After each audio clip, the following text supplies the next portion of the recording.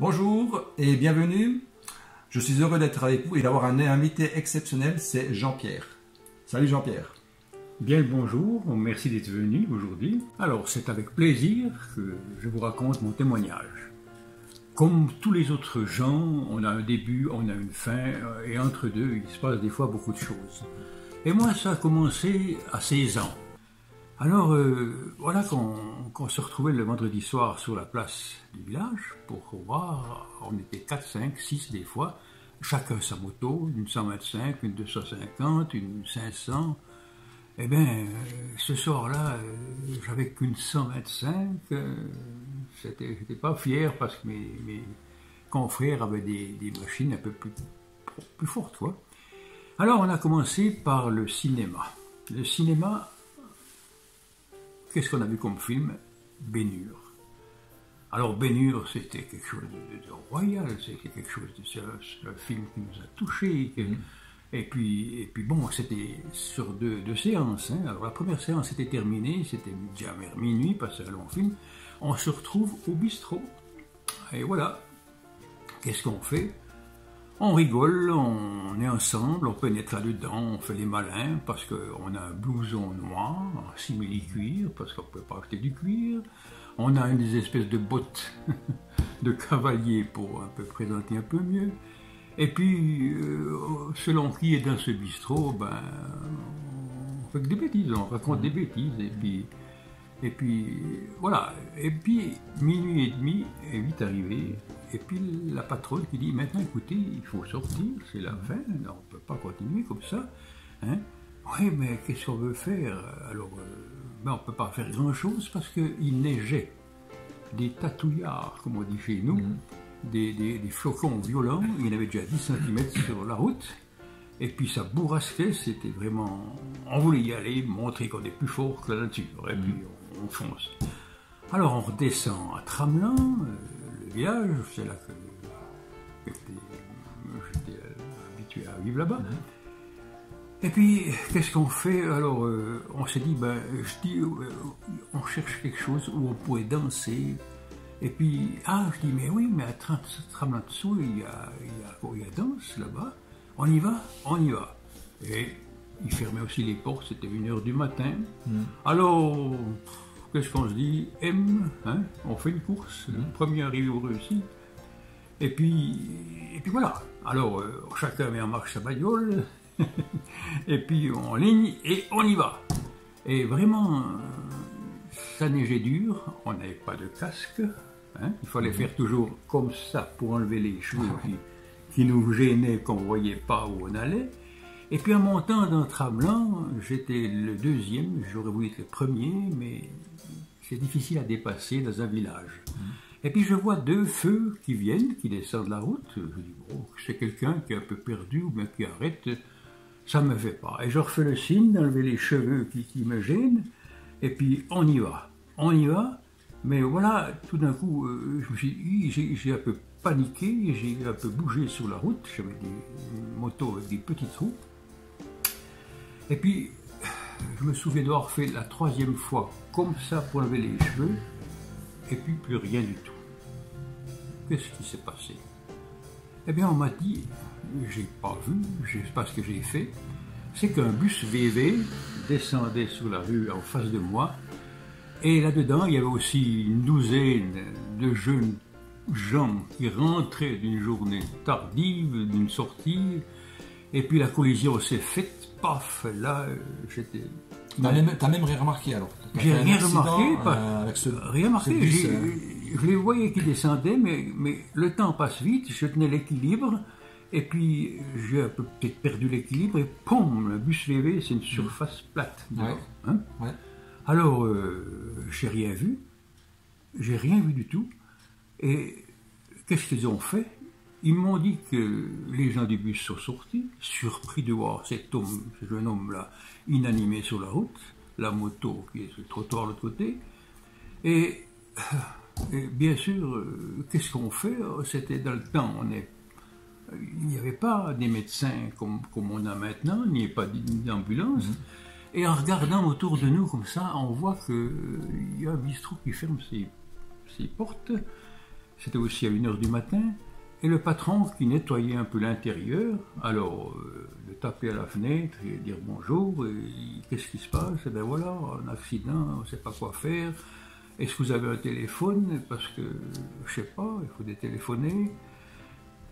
C'est pas moi qui... Ouais, je suis là-dedans, et puis on me porte dans le corridor, et un ami intime, j'ai fait l'école avec lui, il me reconnaît même pas, parce que ils étaient tous dépourvus. Les autres copains sont partis parce qu'ils n'avaient pas de permis de circulation, et c'est la nuit, tous les chats sont gris, les policiers n'existaient pas à l'époque, hein. Oui. C'était notre vie. Ah, il t'a pas reconnu parce que tu es... Pourquoi alors? Il t'a pas reconnu? Parce que dans cette neige, ils ont dit on veut le mettre dans le corridor. Et dans ce corridor, il a dit moi je prends la tête, et puis les autres, ils m'ont porté comme ça. Et puis en me portant il me prend la tête comme ça parce que je saignais de la bouche, des oreilles. Et j'étais vraiment en mauvaise position, et j'avais le fémur qui sortait du pantalon. Ça devait être horrible, et ils sont tous dépourvus.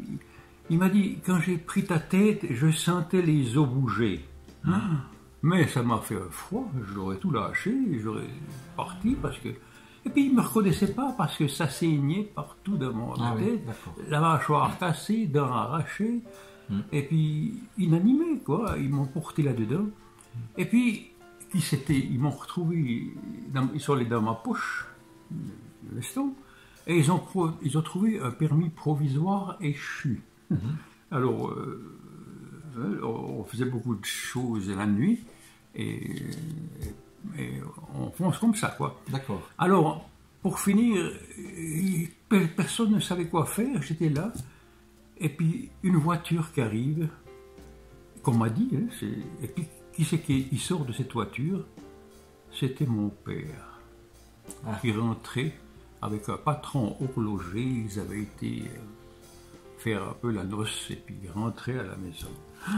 Quand il voit ça, il paraît que ça l'a dessoulé. C'est mon fils, mais c'est pas possible, qu'est-ce qui se passe? C'était horrible. Et puis, enfin, ils arrivent à trouver un médecin, parce qu'à cette époque-là, il n'y a pas de téléphone portatif comme maintenant. Hein. Et puis, ils ont trouvé le médecin qui vient, puis je ne sais pas combien de temps ça s'est passé, mais il a dit, je ne peux rien faire, non, c'est trop violent, il faut l'envoyer à l'hôpital. Alors, le patron, avec sa Mercedes qui était là, une Mercedes toute neuve, papa à côté, ils m'ont enroulé dans une nappe de table, parce que je saignais de partout. Et puis, il avait couché les sièges, et puis, ils m'ont amené à l'hôpital. D'accord. À Saint-Igné. Saint-Igné, oui. Aux urgences, qu'est-ce qu'il a fait? Ma foi, ils m'ont mis dans une chambre, comme on m'a dit, et puis tout le temps passe, parce que c'est tellement incroyable de voir des choses pareilles. Moi, j'étais arrivé de tout ça. Et puis, bien sûr, papa et maman m'ont dit après coup, mais on était tous désarmés. C'était quelque chose d'incroyable de penser que mon fils, le premier de la nichée, comme on dit, qui s'est reversé là. Alors, papa est resté à l'hôpital parce que ça l'a secoué vraiment, ça l'a dessoulé. Et puis, le matin, quand les médecins sont venus, on m'avait mis dans une chambre, soins intensifs. Et puis, ils m'ont fait des radios et ils ont vu que c'était une double fracture du crâne. C'est pour ça que le crâne bougeait dans les mains de mon ami. Ah, ouais. Et puis, ça sortait du pantalon, la mâchoire, dents arrachées, plantées dans le fond. Et puis moi, j'ai rien vu de tout ça. Et puis alors, ça a fait, bien sûr, du bruit dans tout le village. Hein, et puis, bien sûr, ouais. Alors, on téléphonait souvent à mes parents. Où c'est qu'il en est, Jean-Pierre? Qu'est-ce qui se passe? C'était un monde tellement différent. C'était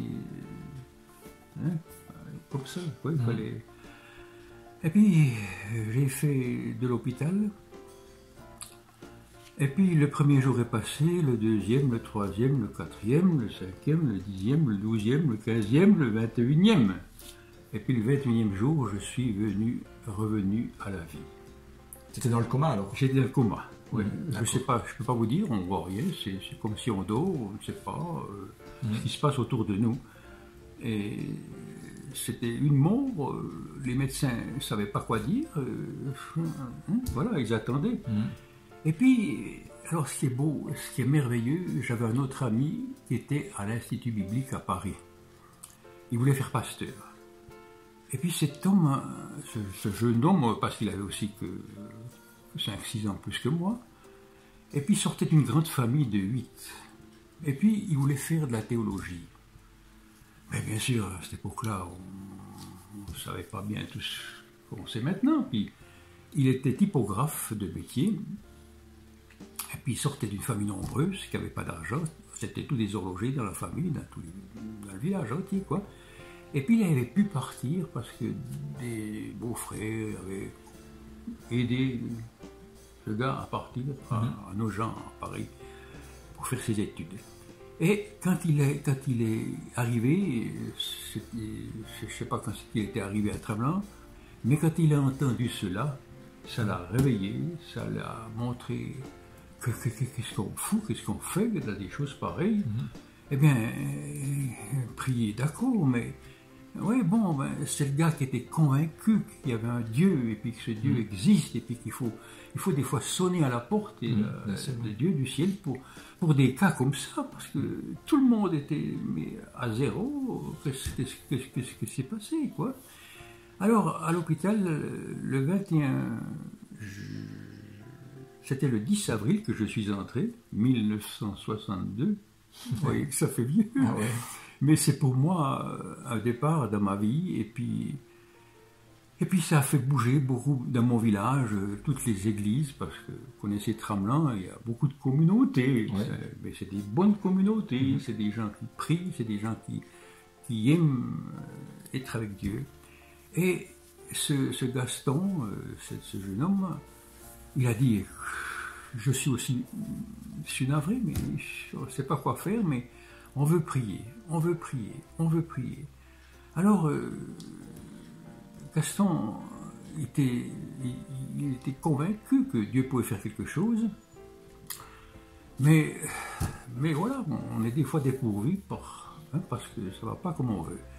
Et alors, il a trouvé une dizaine de personnes, parce qu'il faisait partie de la Croix-Bleue, et puis il donnait des messages là.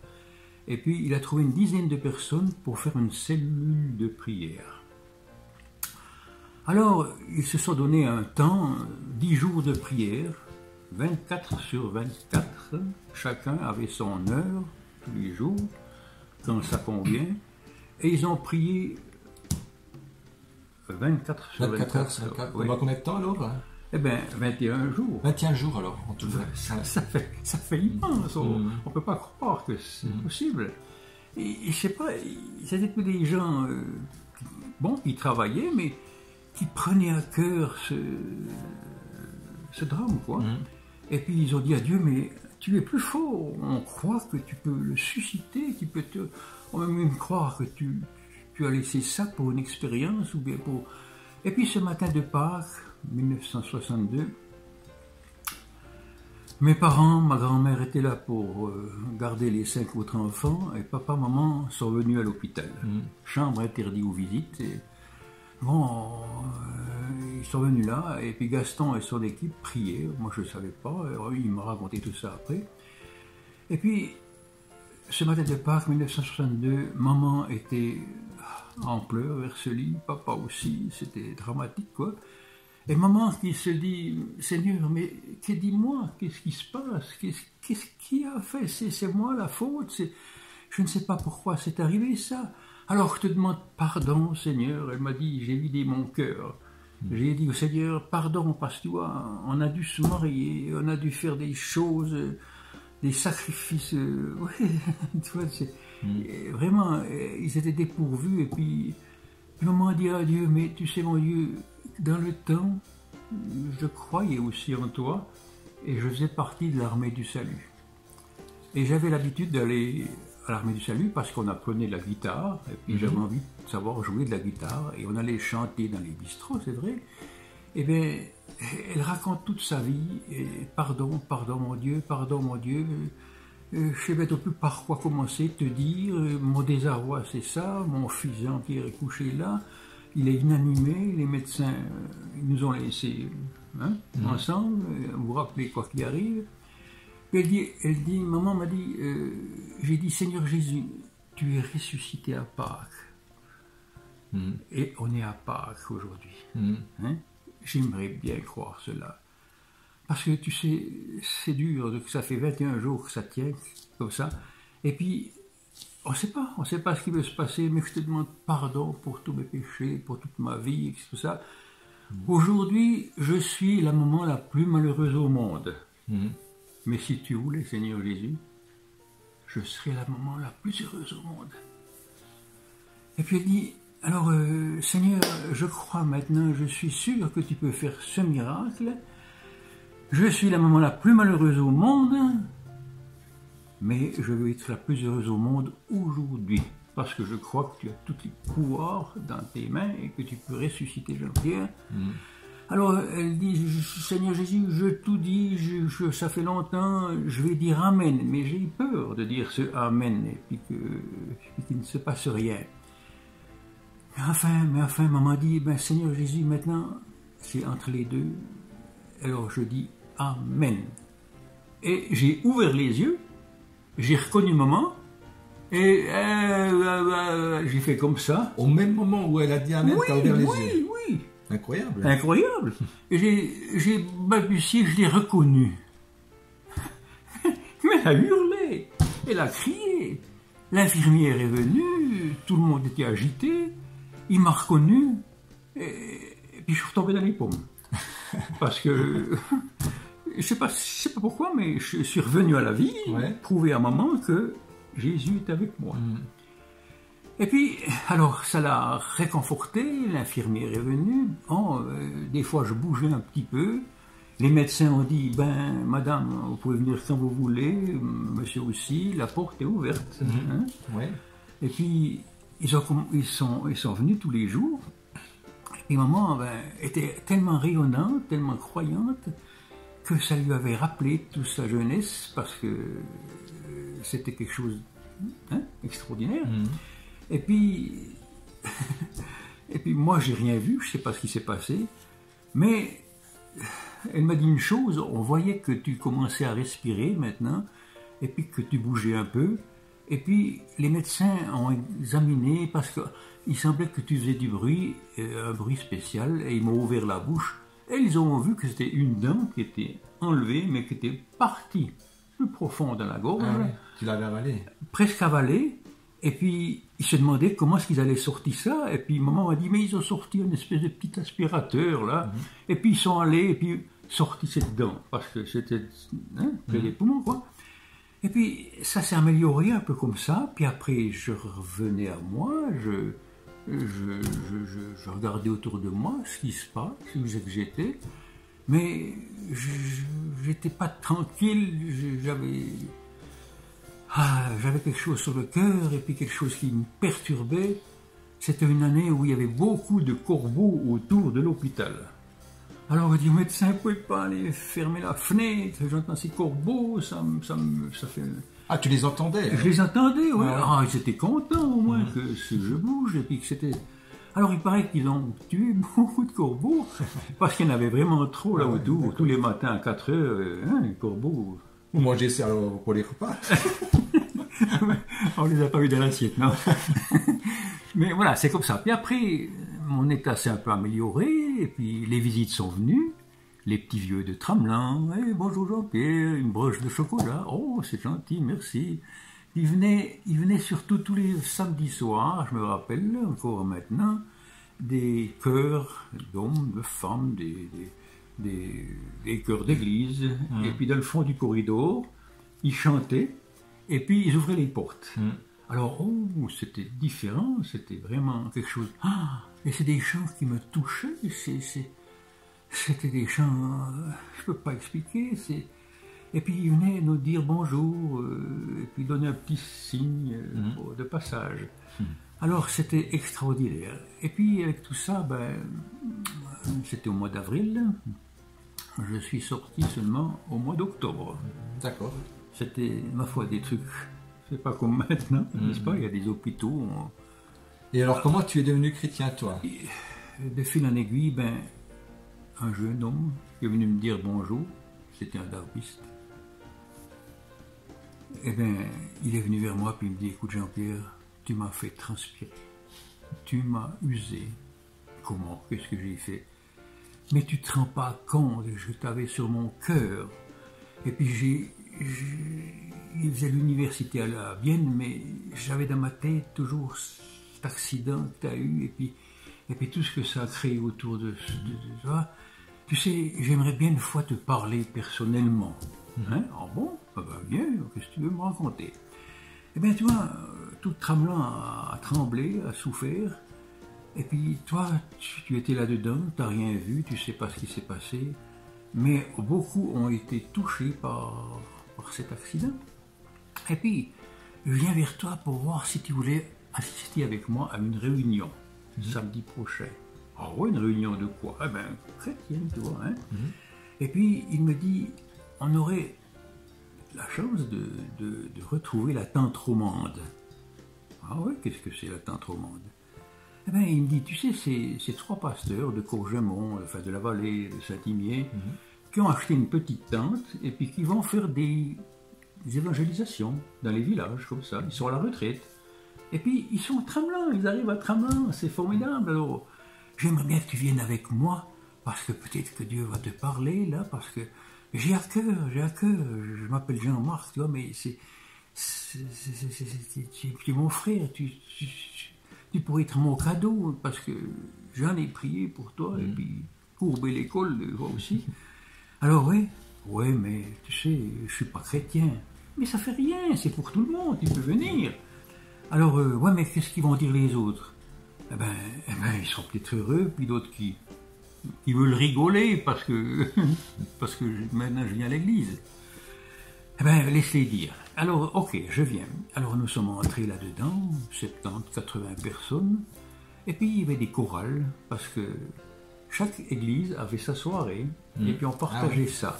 Et on priait pour les malades, et puis ce soir-là, le pasteur, je ne me rappelle plus son nom, me disait « Aujourd'hui, j'ai choisi ». Alors, je vais vous dire ce que ça veut dire, ça. Aujourd'hui, j'ai choisi d'aller au cinéma, d'aller en moto, de faire... C'est quelque chose qui nous mettait sur une piste que j'avais de la peine à comprendre, mais aujourd'hui j'ai choisi. Et après les chorales, le pasteur s'est mis à parler de Jésus. Qui est ce Jésus? Mais pourquoi est-ce qu'on n'y va pas vers lui? Puis pourquoi on l'a oublié? Puis pourquoi on n'en parle même plus? Puis pourquoi il faut raisonner les gens à retourner à l'église? Parce que Jésus, Dieu, a quelque chose à nous dire. Alors j'étais pendu à ses lèvres, je regardais ça, mais j'étais vraiment... je sais plus, je pars, je reste, je fous le camp, Mais non, maintenant on a fini, on veut prier encore pour les malades. Alors quelques malades, ils ont prié, moi je suis pas allé. Non, j'aimais pas voir ça. Hein. Mais il dit, maintenant, on va se dire au revoir, parce que c'est la dernière soirée, parce qu'après on part ailleurs. Mais j'aimerais que vous preniez sur la table, à la sortie de la tente, là, il y a des petits livres, des petites brochures, et que vous preniez celle que je vous dirai de lire encore ce soir. Le titre, c'est « Aujourd'hui, j'ai choisi ». Vous voyez, je reviens sur ce sujet-là. Et toi, tu en as pris une alors, une série. Et j'ai pris celle-là, puisque si vous voulez connaître la suite, il faut prendre ça. Vous, avant de dormir, vous vous mettez à genoux devant votre lit, et puis vous dites, mon Dieu, aujourd'hui je veux savoir, je veux connaître la vérité, qu'est-ce qui s'est passé, et Dieu va vous éclairer et vous serez surpris. Alors, bien sûr, timidement, je me suis mis au bord de mon lit, à genoux, j'ai dit maintenant, mon Dieu, le pasteur a dit, tu vois, que tu peux nous parler comme ça. C'était le 1er septembre 1963. Tu avais quel âge alors? J'avais 20 ans. 20 ans par là autour. Oui, là autour, oui. 43 plus 20. Ça fait 63. Ouais. Voilà, j'avais 20 ans. Alors, je me mets à prier, je dis, mais Seigneur, je ne sais même pas prier, j'ai vu des choses, mais ça m'étonne, j'ai jamais été enseigné comme ça. Je suis un jeune homme du monde, c'est un apprentissage, bien sûr. Et puis, je ne sais pas quoi dire, mais s'il te plaît, aide-moi à comprendre. Et puis, c'est quelque chose que j'ai senti en moi qui m'a fait pleurer. Et je pleurais vers ce lit. Qu'est-ce qui se passe? Mais mon Dieu, qu'est-ce que c'est? Qu'est-ce que c'est? Eh bien, comme une petite voix qui me disait, ben, je t'ai parlé, toi, tu as choisi, c'est ma vie que je suis venu donner pour ce monde. Et puis le monde m'a refusé, on m'a mis à la croix, on m'a piétiné, on n'a rien voulu savoir de toi. Et puis je cherche. Et puis pas beaucoup viennent à moi. Et puis c'est démarqué la fin de ce petit traité. Aujourd'hui j'ai choisi. Mets ta signature et la date. Alors, bon, 1er septembre 1963, je sous-signais Jean-Pierre. Alors je fais le pas, Seigneur, parce qu'il semble que c'est toi qui me parles et je suis un peu paniqué, perdu. Et je ne sais pas quoi dire, Et alors, puis après, je dis, maintenant je vais aller au lit, mais je ne peux pas dormir parce que ça me travaille, ces chansons que j'ai entendues, le pasteur, ce qu'il a dit, ces jeunes qui sont remplis de ta présence, qui témoignent, qui font des belles choses. Puis moi qui suis à côté, je n'y comprends rien. Et puis je me suis sûrement endormi. Et puis le matin, j'ai retrouvé ce petit traité avec 1er septembre 1963. Avec la date. Avec la date, je peux te le montrer. Je l'ai toujours avec moi dans ma Bible. Et puis ça m'est resté. Et puis après, bien sûr, le matin, en réveillant, j'étais pleine forme. Maman, papa, ça va? Oui, ça va bien. Je ne vous ai pas réveillé hier soir quand je suis rentré? Ah oui, t'étais où? Eh bien, j'étais à cette réunion, à la place du patinage. C'était un trou, ils mettaient de l'eau l'hiver et puis ça gelait, puis c'est là qu'ils faisaient le match de hockey. Alors je suis allé visiter ça, et puis je sais pas quoi dire, mais j'aimerais bien revoir Jean-Marc, parce que c'est lui qui m'a pris avec lui, et puis il y avait encore, je sais plus s'il y avait encore un jour à faire ou pas, mais j'étais sorti transformé de cette réunion. Et puis j'ai dit, Jean-Marc, mais tout ce que j'ai appris, mais comment est-ce qu'on le suivre? J'aimerais en connaître davantage. Eh bien écoute, qui me dit, on pourrait faire une petite réunion, comme ça, de temps en temps. Hein? Ouais, mais je ne veux pas venir chez vous, moi je suis protestant, tu vois, c'est pas la même chose. Mais il me dit, écoute, j'ai des jeunes, tu vois, qui sont ici dedans, c'est un peu ton âge, ils seraient sûrement heureux de participer avec toi, de faire des réunions avec toi. Eh bien, c'est là qu'on a pris la décision. On était 6 au départ, et puis qu'on se retrouvait le lundi soir, soit chez les Darbis, soit chez des particuliers. Et puis on lisait la Bible, on apprenait à prier, on apprenait à entrer en contact avec Dieu. Et ça m'a touché. Mon professeur, mon maître d'apprentissage, qui était Daniel Rossel, est devenu mon ami parce que c'était mon prof. Et puis, alors, c'est lui qui m'a enseigné parce qu'il était professeur et puis il avait la liberté de m'enseigner. Ah oui, il a sorti sa Bible et puis il m'a montré tous ces passages. Hein. Eh bien, tu sais, tu peux nous montrer alors ce petit feuillet où tu as noté. Là, oui, je vais chercher. En tout cas, merci beaucoup pour ce témoignage. Oui. Et puis, merci beaucoup. Je vais le rajouter après dans la vidéo. Donc, mais vraiment, donc c'est vraiment un beau témoignage. Merci en tout cas d'avoir donné ce témoignage. Et puis, que Dieu continue à te bénir. Voilà.